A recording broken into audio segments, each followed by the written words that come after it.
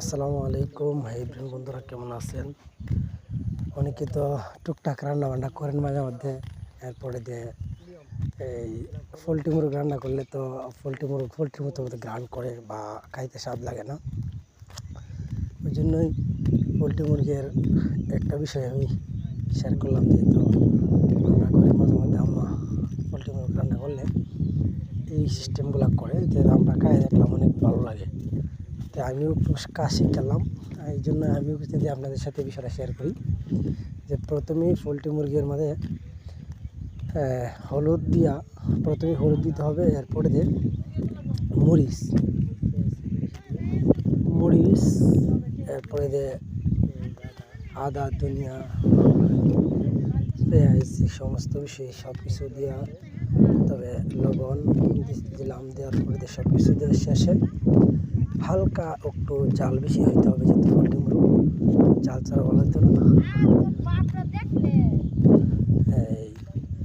এই জন্য সব কিছু নিয়ম ঠিক থাকলে ঠিক হইব। যে সব কিছু মিলায়া অ্যাড করার পরে যে ভালো করে মাখায়া এরপরে যে মুরগির মশলাটা দিয়ে দিবেন। কেউ ফোড়াও দিতে পারেন, কিছু হালকা রাখেও দিতে পারেন। আমি এটার মধ্যে 2 কেজি মুরগির মধ্যে ফোড়াটাই দিয়ে দিলাম। তবে কম দেওয়া চললে, কম দিলেও হবে, সমস্যা নেই। এর পরবর্তী সময়ে সব কিছু দিয়ে লাস্টে দিয়ে তেল দিয়ে শুধু মাইকে দিবেন, আর কোনো পানি দিবেন না। কারণ পানি দিলে পোলট্রির আসল স্বাদটা পাওয়া যেত না, মানে যে কুস্তের যে স্বাদটা। তেল একটু বাড়াই দিতে হইব।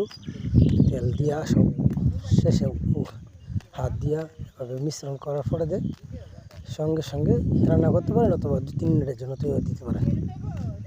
পরবর্তী সময়ে কোনো পানি দেওয়া যাবে না।